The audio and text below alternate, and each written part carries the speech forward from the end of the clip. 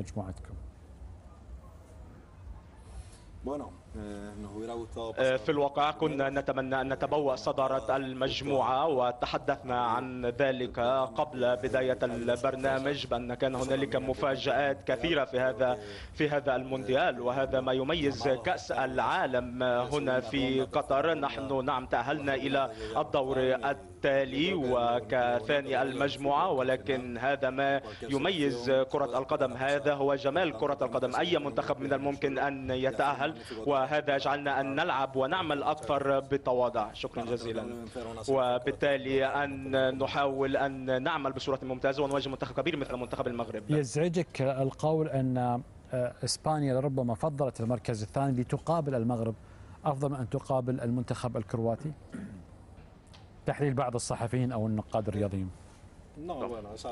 كلا، في الواقع أنا لا أرى ذلك أبدا. أنا أعرف جيدا الفريق والطاقم الفني، ونحن قاتلنا من أجل أن نتبوأ صدارة المجموعة، ولكن هذا لم يكن ممكنا. الآن سنواجه منتخبا قام بعمل كبير، المنتخب المغربي، وهو بلد شقيق بالنسبة لنا. نحن نحب بعضنا البعض. المنتخب المغربي، المغرب وإسبانيا، هنالك علاقة وطيدة بين البلدين، وبالتالي واحد من المنتخبين سيبقى خارج البطولة، وبالطبع آمل أن يتأهل المنتخب الإسباني. هذه هي أمنيتي. العادة المنتخبات الكبيرة تبدأ مستويات تصاعدية، يعني مباراة بعد مباراة تلاقيها تصل إلى فورمة كبيرة، كما هو الحال مع المنتخب الإسباني. في 2010 خسرت أمام سويسرا، ولكن حققت البطولة في النهاية. هذه البطولة قد يخشى البعض عليكم باعتبار أن أنت بديت بداية تصاعدية عالية، 7 في المباراة الأولى، ثم على كوستاريكا، ثم تعادل مع المنتخب الألماني، ثم خسارة من المنتخب الياباني. ألا تخشى أن يكون نهاية طموحكم في الدور الأول، دور 16، باعتبار من الأعلى إلى الأسفل كمستوى؟ في كرة القدم ليس هنالك مجال لعلم الرياضيات ولا مسيرتي الرياضية، والآن كرئيس الاتحاد الإسباني لكرة القدم يمكن أن نؤكد لك بأنني لم أرى هنالك ربما مسألة رياضية واضحة في عالم كرة القدم. نحن نسير كل مباراة بمباراة. الآن نحن أمام منتخب قوي في دور ثمن النهائي، وبالطبع من الصعب جدا أن نفوز عليه. وبالنسبة لنا نحن منتخب نحب الاستحواذ على الكرة، ربما نصل في بعض الأحيان إلى 80% من الاستحواذ من خلال الامتلاك الكرة. من الممكن أن نصنع الكثير من الفرص، سنرى ماذا سيحدث، ولكن لدي أحاسيس إيجابية جدا. ولكن بالطبع كان هنالك خيبة أمل كبيرة فيما حصل في مباراة الأمس، ولكن نحن في حالة ممتازة، وربما كان هذا درس مهم من أجل أن نتعلم أكثر، من أجل أن يحاول كل لاعب أن يقدم أفضل ما لديه وأقصى ما لديه على أرضية الميدان، ومن أجل أن نصل في أفضل صورة لكل مباراة. في نسخة 22 لاحظنا المنتخبات، خلينا نقول لك اللي مستواها أقل من المنتخبات الكبيرة أو الغير مرشحة حتى لإحراز اللقب أو حتى التأهل على مجموعتها، استطاعت الفوز على منتخبات كبيرة كالبرازيل، كإسبانيا، كالأرجنتين، كألمانيا، فرنسا، بلجيكا. أصبحنا نشاهد المنتخب السعودي يفوز، الياباني يفوز، الأرجنتيني الكوري الجنوبي يفوز، استراليا تفوز. يعني لاحظنا الكاميرون اليوم فازت. هل هذا يعتبر تهديد لعرش الكرة بين أوروبا وأمريكا الجنوبية، أن الاتجاه ممكن قد يتجه حتى إلى آسيا، باعتبار أن اليوم شفنا استراليا وكوريا الجنوبية واليابان 3 منتخبات للتاريخ يكون تأهل لأول مرة الدور 16؟ بالنسبة لي كرة القدم تكون أفضل بكثير هكذا. أنا بالنسبة لنا لا أرى بأن هنالك منتخب أو يمكن أن نصنف المنتخبات ينتمون إلى آسيا أو أمريكا الجنوبية أو هم أقل من أوروبا. كل منتخب له فرص. صحيح أن أوروبا هي في مستوى أعلى من المنتخبات الأخرى، ولكن عندما نشاهد هذا ونشاهد بالطبع بالنسبة بالنسبة لنا نحن دائما ما نظهر تواضع واحترام لكل المنافسين ولكل المنتخبات التي تلعب أمامهم المنتخب الإسباني، وبالتالي أيضا يجب أن نلعب بثقة وبالقوة العقلية والذهنية التي تساعدنا على الفوز في كل مباراة. أعتقد بأننا قادرون على أن نكون أفضل من أي منافس، وأظهرنا ذلك في السنوات الأخيرة، ولكن شاهدنا في هذه البطولة في المباراة الأخيرة 5 أو 10 دقائق لا تؤدي في أفضل مستوياتك من الممكن أن تخسر المباراة. نأمل ألا يحدث ذلك معنا وأن نواصل وأن نفوز على المنتخب المغربي. نتكلم على كاس العالم الحالية الآن. أنا أشوف مستوى المنتخبات مستوى جدا عالي، كل المنتخبات اللي شاركت الأغلبية منتخبات عالية المستوى. دور ال16 أنا راح أشوف منافسة حامية الوطيس بين المنتخبات، وكل مباراة راح تكون نهائي حقيقي، نهائي بطولة حتى على المستوى الفني. فهل أنت متخوف من ما سيعقب ذلك من منافسة شرسة؟ في الواقع أنا هادئ ومطمئن وسعيد جدا. في كأس العالم لا يجب أن تخشى أي شيء أو تهاب أي شيء. عندما تكون في بلد وكل الملاعب قريبة من بعضها البعض فهذا يسمح لك بأن تحضر لأكثر من مباراة.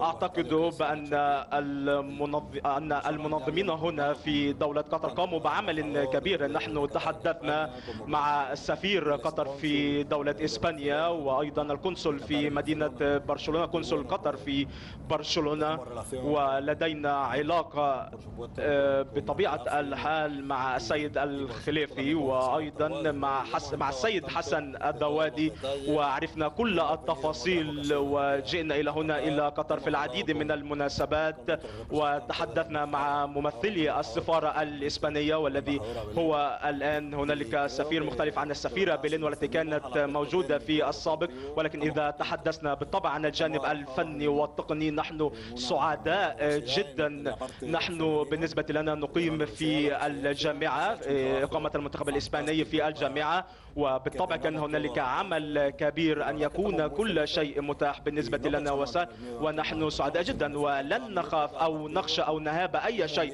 بل سنستمتع بكل لحظة. كأس العالم هي فرصة فريدة جدا أن يكون هنالك ثقافات مختلفة وكل ثقافة تعرف الأخرى. من المنتخب الذي لفت انتباهك؟ أعتقد كان هنالك الكثير من المنتخبات، من بينها منتخب المغرب. المنتخب المغربي هو منتخب على الطراز الأوروبي، هذا صحيح. هنالك العديد من اللاعبين المعروفين بالنسبة لنا في إسبانيا وفي كل بلدان الأوروبية، وهو منتخب يتمتع بقوة بدنية كبيرة وسيعقد الأمور علينا. نحن المنتخب الإسباني وأيضا يعملون بصورة ممتازة، وهو بلد أيضا محبوبة في كل الوطن العربي، ويشعرون أنهم كما لو يلعبون في بيتهم هنا في قطر. وهذا ما نشعر به ونلمسه في الشارع، بأن هنالك الكثير من الأشخاص، صحيح هنالك أشخاص يرتدون قميص الإسباني ويقولون بأننا المنتخب المرشح له، ولكن عندما نلعب أمام المغرب سنلعب خارج الديار، والمغرب سيلعب كما لو كان ذلك هو بيته، كما لو كانت قطر هو بيته. ولكن أريد من الجميع أن يشجع المنتخب الإسباني. سيد بياليس، مرحبا بك في الدوحة. أنا مغربي وسأعود لقطر 2022. بس عفوا كلاكما مغربيان. ماذا يحدث هنا برفقة مغربيان؟ هذا منافسك راح يكون. أنا لدي الكثير من الأصدقاء المغربيين والآن صديقان آخران. برنامج شيرينغيتو أمس استصغر كثيرا المنتخب الوطني المغربي، وقال بأن اللاعبين المغاربة في إسبانيا لاعبين غير متمكنين، رغم أن هناك 4 لاعبين مغاربة في إسبانيا، 2 في إشبيلية. استصغروا النصيري رغم أنه قبل سنة كان سجل 27 هدف لا ليغا. وهناك لاعبين مكونين في إسبانيا، أشرف حكيمي في ريال مدريد، عبدي زلزولي، كذلك منير محمدي. هل لا تظن أن هذا في صالح المنتخب المغربي، استصغار المنتخب المغربي بهذه الطريقة؟ وألا تظن أن هذا يعود إلى خوف شيرينغيتو من المنتخب المغربي؟